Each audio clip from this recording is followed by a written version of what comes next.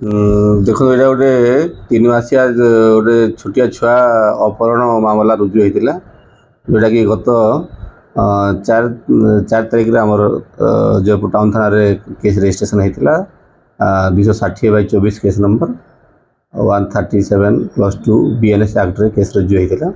ଏଥିରେ ଆମର ଯିଏ କମ୍ପ୍ଲେନେଣ୍ଟ ପରମେଶ୍ୱର ଖେମୁଣ୍ଡୁ ସେ ରିପୋର୍ଟ କରିଥିଲେ ଯେ ତାଙ୍କର ଗୋଟେ 3 ମାସିଆ ଛୁଆ ସେ ଯେଉଁଠି ମାଦଳା ସାହିରେ ଭଡ଼ାରେ ରହୁଛନ୍ତି ରାତିରେ କୌଣସି ଦୁର୍ବୃତ୍ତ ଆସିକି ସେ ଛୁଆକୁ ଅପହରଣ କରି ନେଇଛନ୍ତି ବୋଲିକି ସେ ରିପୋର୍ଟ କରିଥିଲେ।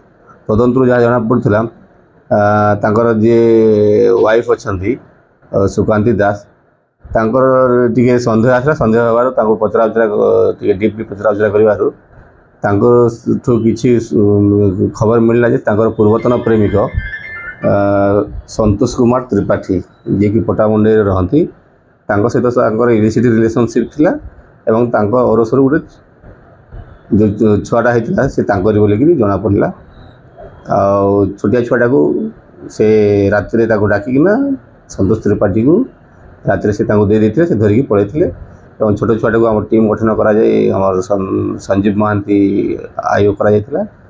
ଆଉ ସଦର ଥାନାରୁ ASI ଜଣକୁ ଲେଡ଼ି ASI ସେ ଟିମ୍ରେ ଦିଆଯାଇଥିଲା ଏବଂ ସେମାନେ ଯାଇ ଭୁବନେଶ୍ୱରରୁ ସେ ଛୁଆଟାକୁ ରେସ୍କ୍ୟୁ କରିଥିଲେ ଏବଂ ସନ୍ତୋଷ ତ୍ରିପାଠୀକୁ ମଧ୍ୟ ଡିଟେନ୍ କରାହେଇଥିଲା। ତ ସେମାନଙ୍କଠୁ ଜଣାପଡ଼ିଲା ସେ ଯେ କମ୍ପ୍ଲେନେଣ୍ଟର ଯିଏ ୱାଇଫ୍ ସୁକାନ୍ତି ଦାସ ସିଏ କନଫେସ୍ କଲେ ଯେ ଯେଉଁ ଛୁଆଟା ହେଇଛି ସେଇଟା ହେଉଛି ସନ୍ତୋଷ ତ୍ରିପାଠୀର। ଆଉ ତାଙ୍କ ଭିତରେ ବୁଝାମଣା ହେଲା ଯେ ସେ କମ୍ପ୍ଲେନେଣ୍ଟ ଆଉ ତାଙ୍କୁ ରଖିବନି, ତାଙ୍କ ସ୍ତ୍ରୀକୁ।